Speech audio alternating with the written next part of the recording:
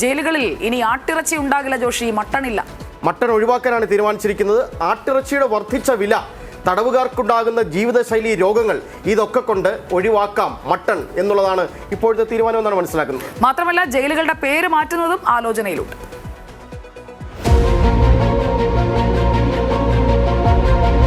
സംസ്ഥാനത്തെ ഞെട്ടിച്ച കുറ്റകൃത്യങ്ങളിലെ പ്രതികൾ ജയിലിൽ കിടന്ന ശേഷം പരോളിലും മറ്റും പുറത്തേക്ക് വരുമ്പോഴുള്ള രൂപമാറ്റം പലപ്പോഴും ചർച്ച ചെയ്തതാണ്. ഗോവിന്ദച്ചാമിയുടെയും പെരുമ്പാവൂർ ജിഷ വധക്കേസ് പ്രതി അമീറുൽ ഇസ്ലാമിന്റെയും കൂടത്തായി കൂട്ടക്കൊലക്കേസ് പ്രതി ജോളിയുടെയും ഒക്കെ പുതിയ ദൃശ്യങ്ങൾ നാം കണ്ടു. ഇവർ ജയിലിലാണോ അതോ സുഖവാസ കേന്ദ്രത്തിലാണോ കഴിയുന്നതെന്ന ചോദ്യവും ഉയർന്നു. എസ് ശ്രീജിത്ത് ജയിൽ DGP ആയതോടെയാണ് പുത്തൻ പരിഷ്കാരങ്ങൾക്ക് ചുക്കാൻ പിടിക്കുന്നത്.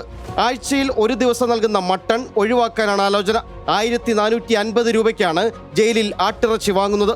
100 ഗ്രാം വീതമാണ് ഓരോ തടവുകാരനും നൽകേണ്ടത്. അതായത് സംസ്ഥാനത്തെ വിവിധ ജയിലുകളിലുള്ള 11,000-ഓളം തടവുകാർക്കായി ഓരോ ആഴ്ചയും വേണ്ടത് 1100 കിലോ ആട്ടിറച്ചി.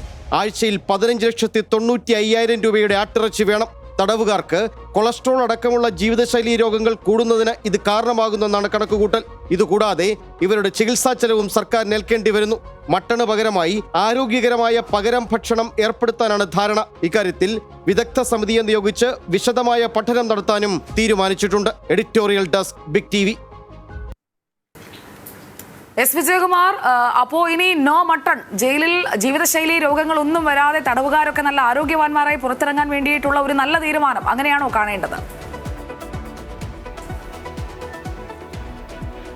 സത്യത്തിൽ സുജയ പാർവതി, ജയിലിൽ ഈ ഭക്ഷണ മെനു പരിഷ്കരിക്കുന്നതിൽ അതിൽ സർക്കാരിൻ്റെ തീരുമാനം പരിഷ്കരിച്ചോട്ടെ. പക്ഷേ പ്രശ്നം അതല്ലല്ലോ. ജയിലിൽ ആവശ്യത്തിന് കഞ്ചാവും ലഹരിയും കിട്ടുന്നുണ്ട്. ജയിലിൽ തടവ് പുള്ളികൾക്ക് ഇഷ്ടം പോലെ മൊബൈൽ ഫോൺ ഉപയോഗിക്കാൻ അവസരം കിട്ടുന്നുണ്ട്. പുറത്തുനിന്ന് ഇതൊക്കെ പൊതികെട്ടി എറിയാൻ ആളുകളുണ്ട്. ജയിൽ ചാടുന്നവരെ പിടികൂടാൻ സംവിധാനങ്ങളില്ല. ജയിലിൽ ഏറ്റുമുട്ടലുണ്ട്. ജയിൽ ഉദ്യോഗസ്ഥർക്ക് മർദ്ദനമേൽക്കുന്നുണ്ട്.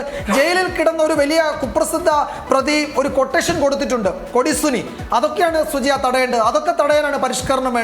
അതല്ലാതെ ജയിലിലെ മെനു മാത്രമല്ല പരിഷ്കരിക്കേണ്ടത്. അത് പരിഷ്കരിക്കുന്നെങ്കിൽ ആവാം, പക്ഷെ അടിസ്ഥാന പ്രശ്നങ്ങൾക്കാണ് പരിഹാരം കാണേണ്ടത്.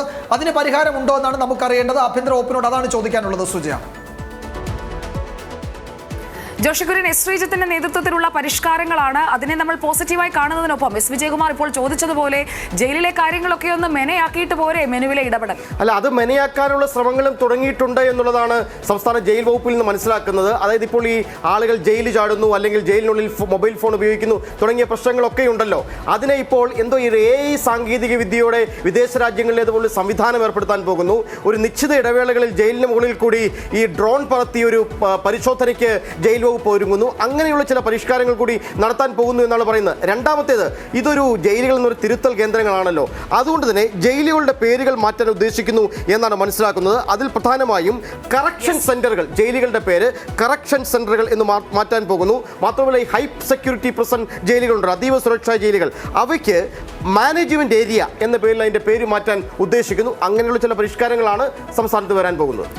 പരിഷ്കാരങ്ങൾ നല്ലതാണ്. അപ്പോൾ എസ് ശ്രീജിത്തിന്റെ ആ ഒരു തുടക്കത്തെ ഞാൻ എതിർക്കുന്നില്ല. കാരണം മാറ്റങ്ങൾ വരട്ടെ. ഇപ്പോൾ തടവുകാർ എല്ലാവരും അവിടെ കിട്ടുന്ന ഭക്ഷണമൊക്കെ കഴിച്ച് കൃത്യമായ വ്യായാമമൊന്നുമില്ലാതെ അങ്ങനെ ചീർത്ത് വീർത്ത് പുറത്തേക്ക് ഇറങ്ങി വരേണ്ടവരൊന്നുമല്ല. പല പ്രതികളും അകത്തേക്ക് പോയതുപോലെ അല്ലല്ലോ പുറത്തേക്ക് വരുന്നത്. അവരുടെ ശിക്ഷാ കാലയളവ് കഴിഞ്ഞ് പുറത്തു വരുമ്പോൾ നമ്മൾ കാണുന്നത് നല്ല സുന്ദരന്മാരായിട്ടൊക്കെ പുറത്തേക്ക് വരുന്നതാണ്. പലപ്പോഴും വിവാദമായ പല കേസുകളിലെയും പ്രതികളെ കോടതിയിൽ ഹാജരാക്കാൻ കൊണ്ടുവരുമ്പോഴേ അവരുടെ ആ ഒരു മാറ്റം കാണാൻ കഴിയും. അപ്പോൾ ജയിലിലെ ഭക്ഷണം അത്ര നല്ലതാണോ എന്നൊക്കെ ചോദിക്കും. അപ്പോൾ ജീവിതശൈലി രോഗങ്ങൾ മാറ്റാൻ മാത്രമല്ല മട്ടണ് നല്ല വിലയാണ്. അതുകൊണ്ടുകൂടിയാണ് ഈ തീരുമാനമെന്നാണ് ഞാൻ കരുതുന്നത്. ജീവിതശൈലി രോഗങ്ങൾ ഒഴിവാക്കാനാണ് എന്നുണ്ടെങ്കിൽ പൂർണ്ണമായും വെജിറ്റേറിയൻ ആക്കാം. അതോടൊപ്പം തന്നെ കൃത്യമായ പ്രോട്ടീനൊക്കെ കിട്ടുന്ന രീതിയിൽ ഭക്ഷണമൊക്കെ കൊടുക്കാം.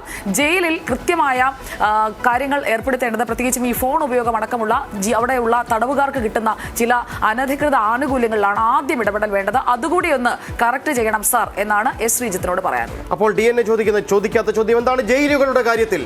ജീവിതശൈലി രോഗങ്ങൾ തടയാൻ മട്ടൺ ഒഴിവാക്കുമ്പോൾ പകരം തടവുകാർക്ക് നൽകുന്ന പോഷകാഹാര ബദലുകൾ എന്തൊക്കെയാണ്? ജയിൽ പരിഷ്കരണവുമായി ബന്ധപ്പെട്ട് നിയോഗിച്ച ഏതെങ്കിലും വിദഗ്ധ സമിതിയുടെ ശുപാർശ പ്രകാരമാണോ ഈ തീരുമാനം?